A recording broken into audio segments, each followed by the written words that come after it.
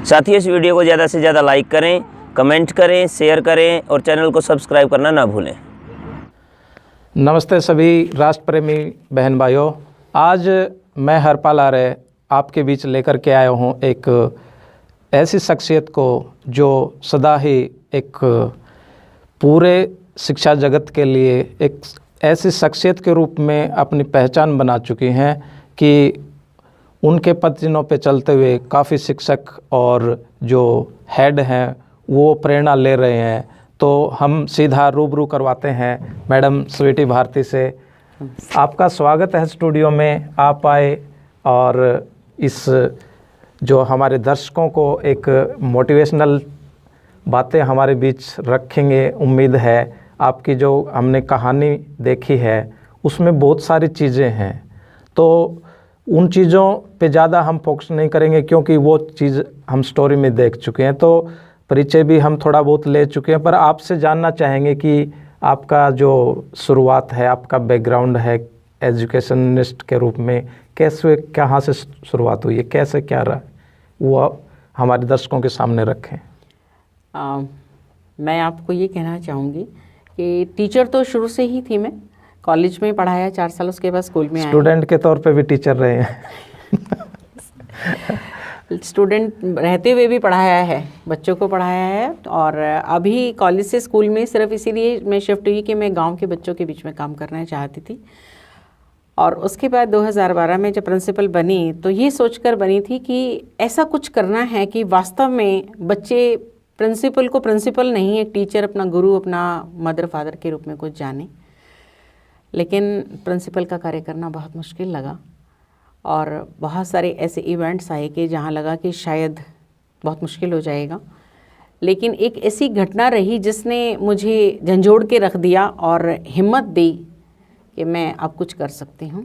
थोड़ा सा उसके बारे में आपको बताना। जी बिल्कुल, हमारे दर्शक जानना चाहेंगे कि जो वर्तमान में स्वीटी भारती हैं एक प्रिंसिपल के तौर पे, उसके पीछे कौन सी ऐसी घटना रही है, वो मैडम थोड़ा खुल करके हमें हमारे दर्शकों के सामने रखें। जी, 2012 में मैं बहू अकबरपुर रोहतक में बॉयज़ सीनियर सेकेंडरी स्कूल में एज ए प्रिंसिपल प्रमोट होकर गई। मेरी फर्स्ट पोस्टिंग थी। टूटा फूटा स्कूल, 8 किले की ज़मीन, कॉमन चरागा बन चुका था स्कूल, बिल्डिंग टूटी हुई थी, बैठने के लिए बच्चों के लिए जगह नहीं थी। काफ़ी कोशिश की कि बिल्डिंग बन जाए, नहीं हुआ।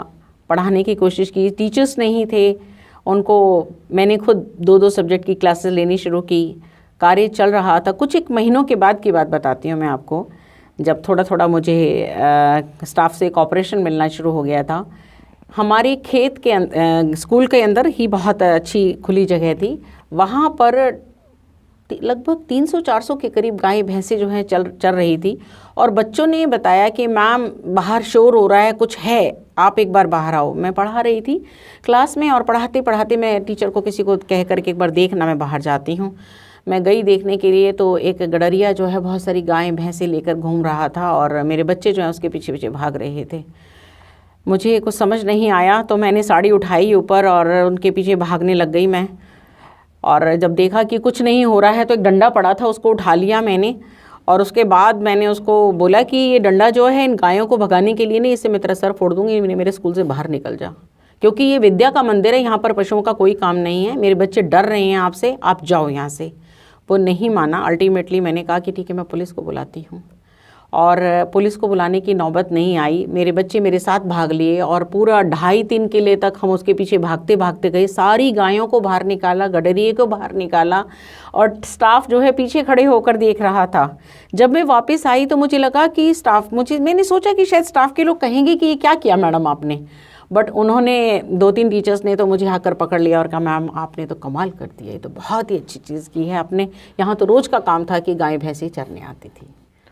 बहू अकबरपुर का जिक्र किया आपने। आपका स्कूल हमने देखा है, आपके जो फेसबुक प्रोफाइल थी उस पर भी देखा है। काफ़ी कुछ स्कूल की जो इंफ्रास्ट्रक्चर है वो कुछ अच्छी स्थिति में नहीं था, तो उसको कैसे आपने अलग रूप दिया? क्योंकि हमने बाद में भी फ़ोटो देखी है आपके स्कूल की, बहू अकबरपुर की, और उससे पहले की भी देखी है, तो काफ़ी बदलाव आया है उस, क्योंकि बिल्डिंग पुरानी लग रही है फ़ोटो में, तो बाद में काफ़ी कुछ बदलाव आया। वो कैसे आपने बदलाव किया?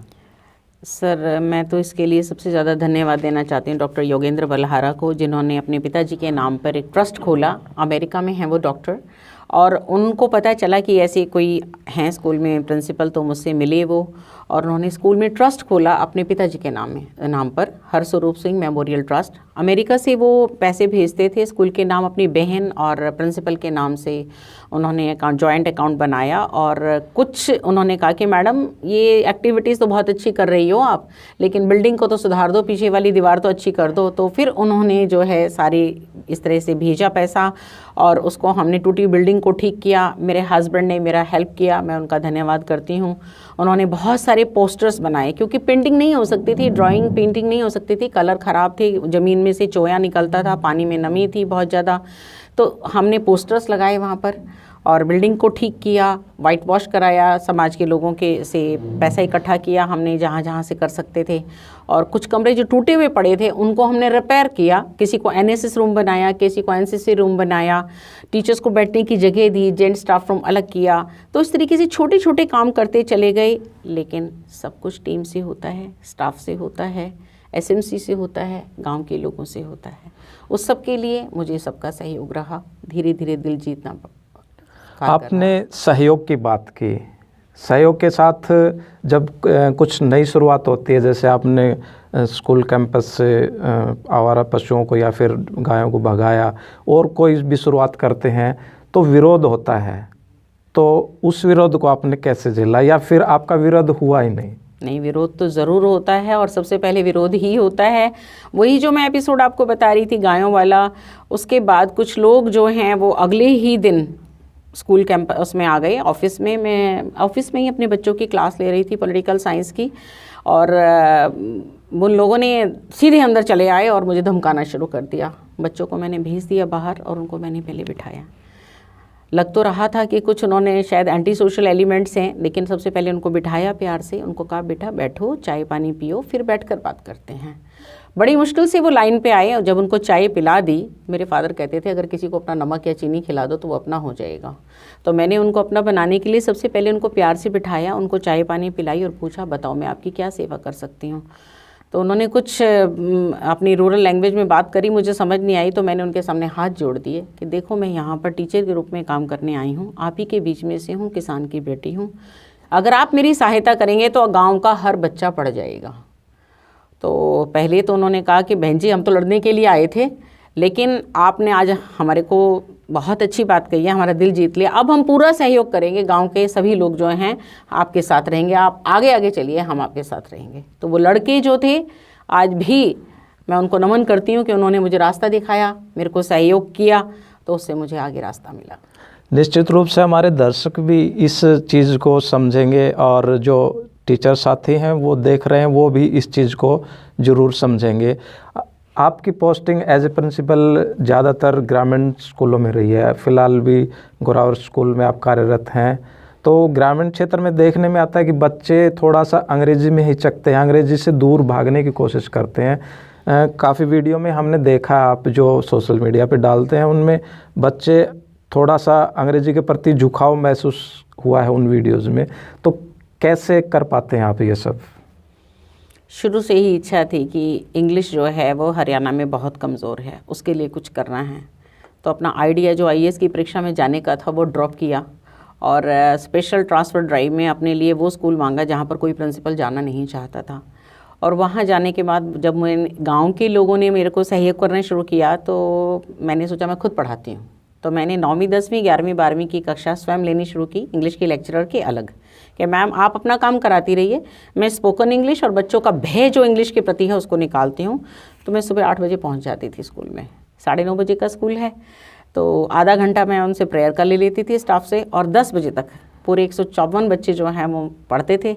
सबको एक ही जैसा काम कराती थी, बेसिक इंग्लिश की आर्टिकल्स क्या हैं, इज क्यों बोलते हो, इज है, डरो मत, बोल दो, कर लो, हो जाएगा, बस एक बार कर दो, 2 दिन मेरा काम करके दिखा दो, मैं गारंटी लेती हूँ 1 महीने के अंदर तो मैं इंग्लिश सिखा दूँगी। और वो बच्चे जो सबसे पीछे बैठा हुआ बच्चा होता था ना, मेरा ध्यान सिर्फ वहाँ जाता था कि उसको आगे लेकर आना है, कैसे लेकर आना है। तो शुरू में तो बहुत ज़्यादा मुश्किल लगा, लेकिन धीरे धीरे 2-2.5 महीने के बाद जो है काम बनने चला गया। तो बच्चे जो छठी क्लास में सीखने वाले थे वो अब 11वीं क्लास में आकर 9वीं क्लास में आकर वो चीज़ें सीख रहे थे इंग्लिश की जो उनको पहले सीखनी चाहिए थी। अब उनको विश्वास होने लग गया कि मुझे आता है, प्रपोजिशंस हैं, आर्टिकल्स हैं, फिगर ऑफ स्पीच हैं, सबसे ज़्यादा टेंसेस जिनसे उनको डर लगता है उनके अंदर तो वो ऐसे पारंगत हो गए। तो अब उनको मज़ा आता है पढ़ने में। जैसे जैसे 9वीं 10वीं 11वीं 12वीं में आने के बाद तो वो खुद पढ़ाने लायक हो जाते हैं। इतना अच्छा सिस्टम हो गया है। तो मैं तो सुजाता जी को भी धन्यवाद कहूँगी जो अच्छा पढ़ाती हैं इंग्लिश। अभी आपने इंग्लिश के बारे में जिक्र किया, तो ये सारी चीज़ें गौण हो जाती हैं दो मुद्दों के आगे। फ़िलहाल जो वर्तमान में सरकारी शिक्षा व्यवस्था है, छात्र संख्या बढ़ रही है या घट रही है, दूसरा आपका रिज़ल्ट में क्या इम्प्रूवमेंट हुआ है, उसके बारे में आप कुछ हमारे दर्शकों को बताना चाहेंगे? रिज़ल्ट तो सबसे इम्पॉर्टेंट चीज़ है और रिज़ल्ट के बारे में हम सभी लोगों ने मिलकर ये निर्णय लिया कि हम एक्स्ट्रा क्लासेस लेंगे। मेरे साथ जब उन्होंने प्रिंसिपल को लेते देखा तो टीचर्स भी लेने लग गए और पेरेंट्स से हमने पर्सनली बात की। 10 बच्चों को मैं डेली फ़ोन करती हूँ, उनके पेरेंट्स से बात करती हूँ और धीरे धीरे इम्प्रूवमेंट हुई। पर्सनल टच विद पेरेंट्स और स्टूडेंट्स का कॉन्फिडेंस जीतना और स्टाफ का सहयोग, इसके कारण रिजल्ट बना और बहुत खुशी हुई जब 100% 10वीं और 12वीं का रिज़ल्ट आता है। तो इस रिज़ल्ट के पीछे आपके टीचर्स की मेहनत रही होगी निश्चित रूप से।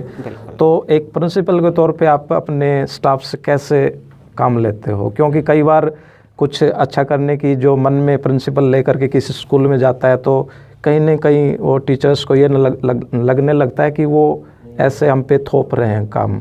तो आपने उस चीज़ को कैसे हैंडल किया अपने स्टाफ के साथ? मुझे लगता है कि खुद करके दिखाओगे तो कहीं ना कहीं अपने आप कुछ लोग पीछे लग जाएंगे और एक फॉलो करता है तो 2 से 4 इस तरह से होते हैं। और कहीं इस तरह के लोग भी होते हैं जो किसी भी तरीके से नहीं मानते हैं तो उनको प्यार से गले लगाकर, छोटी बहन बनाकर, छोटा भाई बनाकर उनसे काम लेना होता है और धीरे धीरे जब उनको काम करने की आदत हो जाती है तो वो भी हमारे साथ ही आ जाते हैं। माफ़ी मांग लेती हूँ गलती होती है तो। नहीं, बिल्कुल। ये देखो, माफ़ी मांगना एक आदमी के साथ उसके किसी के सामने वाले के गुस्से को शांत करना है, उसको मोटिवेट करना है, एक अच्छा तरीका है माफ़ी मांगना। क्योंकि माफ़ी मांगने से कोई छोटा नहीं होता, ये कहा जाता है। तो इसका आपको रिज़ल्ट भी मिला होगा। रिज़ल्ट अच्छा आ रहा है, आपका स्टाफ स्टूडेंट की स्ट्रेंथ बढ़ रही है। इसके अलावा जो स्टूडेंट के लिए कुछ चीज़ें जो सरकार के द्वारा स्कूलों में शुरू की जाती हैं, उसके लिए आपका क्या प्रयास रहे आपके विद्यालय में? NSS शुरू हुई है और स्काउट एंड गाइड में हमारा एक बच्चा जो है वो गवर्नर जी से इनाम लेकर आया है और इंटरनेशनल कैंप में गदपुरी में हमारी बच्चियों ने बहुत अच्छा प्रदर्शन किया है। और इसके अलावा मैं ये बताना चाहूँगी कि जो बच्चियाँ कई साल से घर बैठी हुई थी 8वीं 9वीं फेल होकर, हमने लेडीज़ ने सभी स्टाफ मेंबर्स ने कोशिश की कि उनके घर जाएं, उनके पेरेंट्स को मोटिवेट करें कि किसी भी तरीके से इस बच्ची को अपने पैरों पे खड़े होने लायक बना दिया जाए और उसको पास करके अच्छा इंसान बनने की जिम्मेदारी 12वीं तक मेरी। तो पेरेंट्स को थोड़ा सा विश्वास आ गया, एक एक करके लड़कियाँ आनी शुरू हो गई। अब मेरे 2 सेक्शन हैं। तो गर्ल ड्रॉप आउट को लेकर काफ़ी अच्छा कार्य किया है और उसका रिज़ल्ट भी आपके सामने आया है। तो आप जो स्कूल, इसके अलावा स्कूल में जो ग्रामीणों का सहयोग हम देख पाते हैं आपके जो सोशल मीडिया के थ्रू, तो उसके बारे में भी हमें थोड़ा बताएं कि कैसे वो आप कितना आपने करवाया और वो कैसे मोटिवेट करके करवाया, ताकि हम और हमारे दर्शक इस चीज़ से प्रेरणा ले सकें। देखिए, सबसे पहले तो पेरेंट्स का दिल जीतना ही सबसे बड़ा हरक्यूलियन टास्क है। वंस इट इज़ डन, उसके बाद कुछ भी करना मुश्किल नहीं। पहले बच्चों का सहयोग, उनका विश्वास जीता, फिर पेरेंट्स का। उसके लिए मैं गांव में अपने टीचर्स को साथ लेकर बैठकों में गई और वहाँ हमने अपना नियम बनाया था कि पढ़ाई पूरी होने के बाद हम रोज़ 4 बैठकों में जाते थे, स्टाफ मेंबर्स और मैं। और वहाँ जाकर उनसे पूछते थे कि आप किस तरह का स्कूल चाहते हैं, टीचर्स से आप क्या चाहते हैं, कैसा होना चाहिए। तो वो हमें बताते थे। एक बार तो एक बुजुर्ग ने कहा, बहन जी रहने दो, कुछ नहीं होने वाला, आपके स्कूल में आके क्या करेंगे। तो मैंने कहा, लाला जी मैं आपकी बेटी हूँ, आप एक बार आके देखिए, हो सकता है आपको अच्छा लगे। वो 2-4 दिन के बाद बंदा आया और मैंने पैर छूकर उनको चाय पानी पिलाई और उनसे पूछा कि आप बताओ क्या चाहते हो। वो खुश होकर चले गए। अब हर बार आते हैं, 100 रुपये मेरे सिर पे रख के देके जाते हैं और मैं बच्चों को वो इनाम में बांट देती हूँ। लेकिन पेरेंट्स को साथ लेना, पंच, सरपंच और SMC को साथ लेना और उनकी सारी की सारी समस्याओं का स्कूल में हल हो जाए, ये मेरी जिम्मेदारी है और वो मैं करती हूँ। तो शायद ये कारण रहा होगा कि गांव के लोग जो हैं अच्छा सोचते हैं, आशीर्वाद देते हैं। स्कूल ग्रांट्स के अलावा लगभग आपने अपने कार्यकाल में कितना जन सहयोग लिया है, कितना जन सहयोग स्कूल में आपने अपने जो लोकल हैं या फिर और बाहर से एनजीओ है या कोई और शख्सियत है उनसे आपने स्कूल में काम करवाया, लगभग कोई एस्टिमेट है आपके पास? वैसे तो बहुत सारी चीज़ें हैं, पर अगर हम कुल कैलकुलेट करें तो 20-22 लाख रुपए का काम हो चुका है। लगभग 2-2.5 साल हो गए मुझे स्कूल में। और कई बार तो ऐसा भी होता है कि मैं किसी चीज़ की डिमांड नहीं करती और गांव वाले आकर कहते बहन जी आज आपको कुछ ना हमने सरप्राइज़ देना है। तो छत बनवाई उन्होंने मेरे लिए, इतना बढ़िया शेड डलवाया, 60-70 हज़ार रुपये लग गए कि यहाँ बैठकर आप पूरे स्कूल को देख सकोगी। तो नमन है उन लोगों को। मैडम द्वारा जन सहयोग काफ़ी अच्छे से प्राप्त किया जा रहा है और काफ़ी हमने चीज़ें देखी भी हैं स्टोरी में भी और वैसे भी। तो मैडम से हम जानना चाहेंगे कि आपने इतना कुछ करवा दिया कि कुछ करवाने के लिए शायद ही शेष रहता हो, तो आगे की फ्यूचर प्लानिंग क्या रहेगी आपकी? क्या और जो आपके मन में है कि ये बाकी है, मुझे ये करवाना है? सर काम कभी ख़त्म नहीं होता और होना भी नहीं चाहिए। एक अगर मुकाम मिल गया है तो दूसरी अच्छा काम करना चाहिए। अब मेरे मन में सपना है कि बचे हुए मेरे 4 साल जो हैं उसमें मैं गांव में इतना काम करूं कि गांव के लोग खड़े होकर प्रण लें कि सभी के सभी बच्चे केवल और केवल सरकारी स्कूल में पढ़ेंगे और प्राइवेट स्कूल्स जो हैं वो बंद हो जाएं। इसलिए कि ये एक बाइफर्केशन जो है प्राइवेट और गवर्नमेंट स्कूल का, ये बंद हो जाए, एक ही तरह की पूरे देश में शिक्षा हो और सभी बच्चे वहाँ शिक्षा प्राप्त करें। और उसके लिए जो है सब लोगों को अपने साथ लेकर चलना ज़रूरी है, स्टाफ को, एसएमसी को, गांव के लोगों को। कोशिश जारी है, 2 स्कूल बंद हो चुके हैं गांव में, उम्मीद है 1-2 और हो जाएंगे। बस आपका आशीर्वाद है। तो इसको हम नेगेटिव लें या पॉजिटिव लें कि स्कूल बंद करवाने पे तुली हुई है मैडम, और ये आपके ऊपर छोड़ते हैं हम कि ये पॉजिटिव है नेगेटिव है, पर मैडम की मंशा है कि एजुकेशन प्रणाली एक जैसी मिले, चाहे अमीर हो चाहे गरीब हो। ये मोटिव निश्चित रूप से उनका पॉजिटिव मोटिव है। और अंत में हम दर्शकों के लिए एक संदेश चाहेंगे, क्या संदेश हमारे दर्शकों को आप देना चाहेंगे? कुछ भी मुश्किल नहीं है ज़िंदगी में, बस एक बार ठान लो और प्रेम और विश्वास, और सबसे ज़्यादा अपने आप को थोड़ा छोटा बनाना पड़ेगा, अहंकार नहीं करना, सब कुछ हमारा हो जाएगा। क्योंकि nothing is impossible in this world because impossible says that I am possible. धन्यवाद स्वीटी भारती जी, आप हमारे स्टूडियो में आई और हमारे दर्शकों से रूबरू हुई। उम्मीद है आपके इस कार्यशैली से काफ़ी कुछ हमारे दर्शकों को भी प्रेरणा मिलेगी। हमें भी आपसे बात करके काफ़ी अच्छा लगा और सभी दर्शकों को धन्यवाद। एक नई कहानी के साथ हम जल्द ही आपके सामने प्रस्तुत होंगे। धन्यवाद। आप अंग्रेजी दवाओं से परेशान हैं या फिर रोगों से परेशान होकर संसार से उठ जाना चाहते हैं? उठ जाने से पहले नाड़ी वैद्य क्या क्लब आइए और अपने सभी रोगों का आयुर्वेद में सही समाधान पाइए।